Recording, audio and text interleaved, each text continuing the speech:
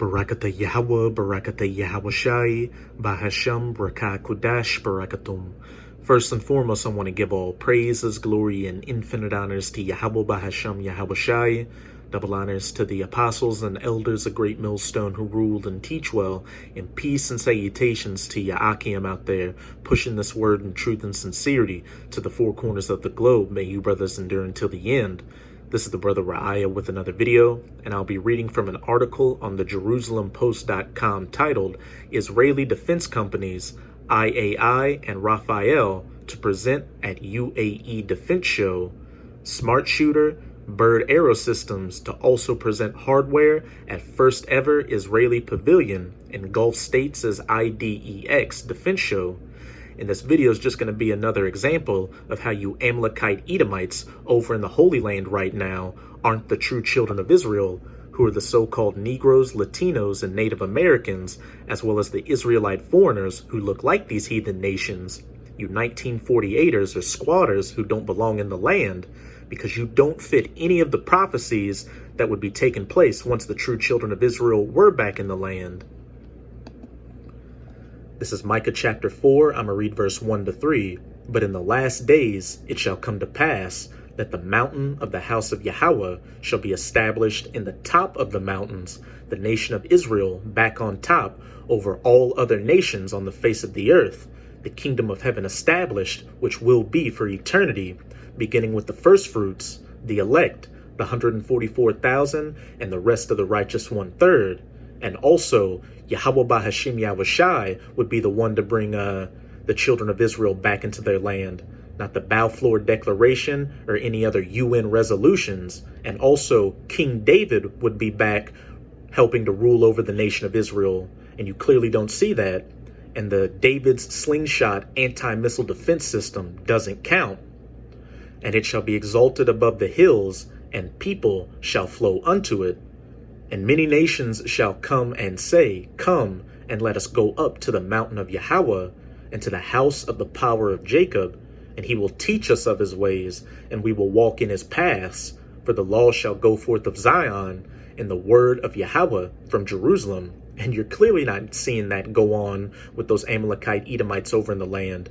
You don't see the entire planet wearing yarmulkes, having those Shirley Temple curls, speaking Yiddish, or reading from the Talmud. And also, a lot of these heathen nations are against the policies that you Amalekite Edomites push, such as what you're doing to those Palestinian Arabs who are of the tribe of Ishmael. And also, they're against how you, along with the United States of America, are trying to sabotage the Iranian nuclear deal so you can eventually go to war against Iran. And clearly, the law of Yahweh Bahasham Yahweh Shai is not going forth from Jerusalem. Because over there in the land right now, with you Amalekite Edomites, there's kosher pork as well as pride parades.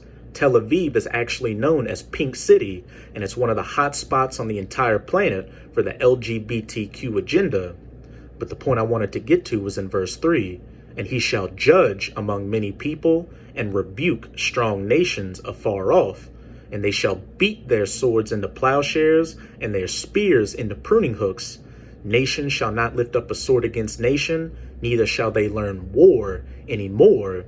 And as we'll see from the information in that article, these nations clearly aren't learning war anymore.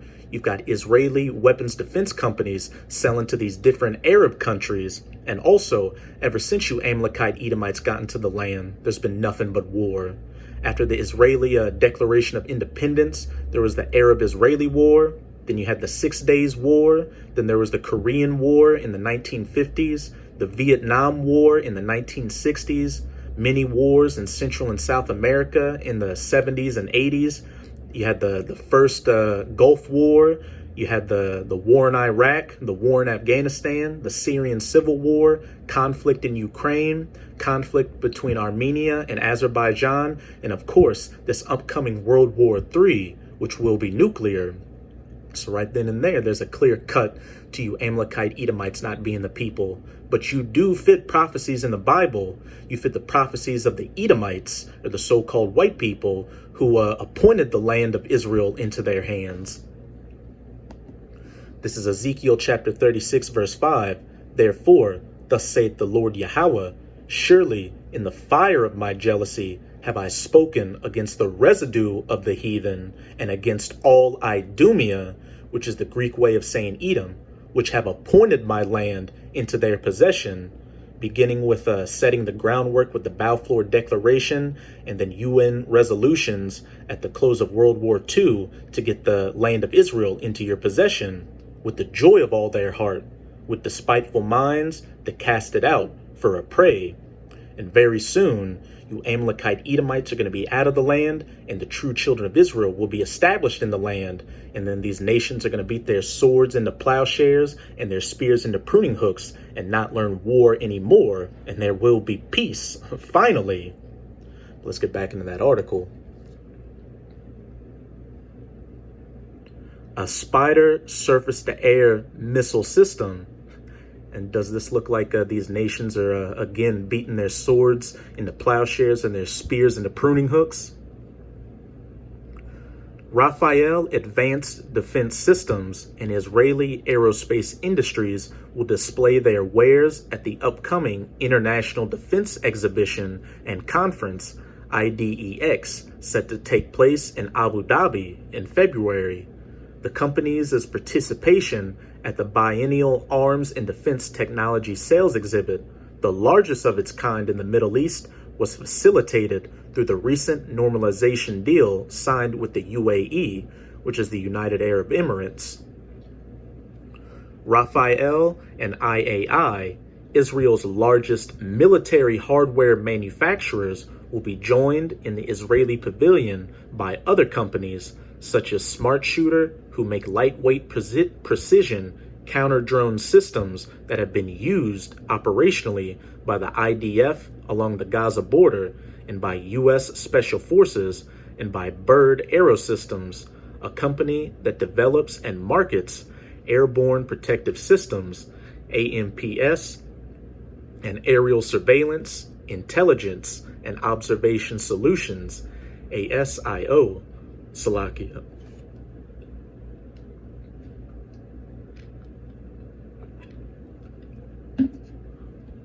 Last month, Bird Aerosystems unveiled its ASIO holistic solution, a comprehensive system tailored for maritime and ground surveillance missions that provide a multi-dimensional approach to combating diverse security threats. The Defense Ministry will decide which other companies will participate and what systems and platforms they will be allowed to display. Although the list of products has not been finalized, Rafael's Iron Dome missile defense system, the Trophy active protection system for armored vehicles, and electronic jamming and radar systems are possibilities. Salakia. This article's been acting real trippy. Last month, Israeli defense companies were invited to participate in the exhibition after IDEX signed an agreement with the ISDEF Defense and Security Exhibition in partnership with the Avnon Group to cooperate their participation. In exchange, Gulf defense companies will take part in ISDEF 2021, scheduled to take place in June. Although Israeli defense companies have sold their products Gulf countries in the past, these deals were kept secret. Now, with normalization deals signed with the UAE, Bahrain, and Sudan, it is expected that new agreements will lead to significant growth in defense exports to the region. Here's the kicker in this last paragraph. I'm going to read. A report by the Stockholm International Peace Research Institute found that in the past 4 years, Israel's arms exports have been the highest ever, and they accounted for 3% of the global total. Indeed, Israel was found to be the world's 8th largest arms supplier, with exports 77% higher than they were between 2010 and 2014. Back in Micah chapter 4, verse 3, and he shall judge among many people, and rebuke strong nations afar off, and they shall beat their swords into plowshares, and their spears into pruning hooks. Nation shall not lift up a sword against nation, neither shall they learn war any more. when the true children of Israel are back in the land, they won't be the world's 8th largest arms supplier, accounting for 3% of the global total. Just utter madness. And besides these heathens beating their swords into plowshares and their spears into pruning hooks and not learning war anymore, in Ezekiel chapter 39, it says that the elect of the nation of Israel would burn up the weapons of the heathen nations that would come against them for the very last time. They wouldn't be holding weapons defense expos selling the latest military hardware to these different nations. This is Ezekiel chapter 39. I'm going to read verse 9 to 10.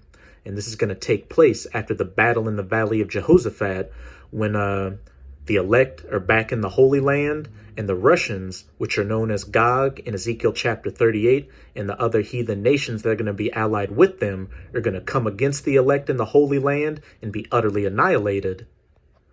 And they that dwell in the cities of Israel shall go forth, and shall set on fire and burn the weapons, both the shields and the bucklers, the bows and the arrows, and the handstaves, and the spears, and they shall burn them with fire 7 years, so that they shall take no wood out of the field, neither cut down any out of the forests, for they shall burn the weapons with fire.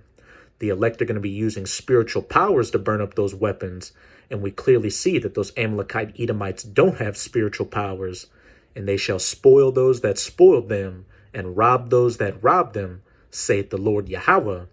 Point blank, period. So that's it with this video. And with this video, I hope you sincere Akim are edified. Just keep strong and keep pushing this word. We're almost out of this final wicked captivity of the heathens, chiefly of Esau, Edom. And as always, I'm going to say Abad Babal, Kwam Yasharala, and until next time, Shalom.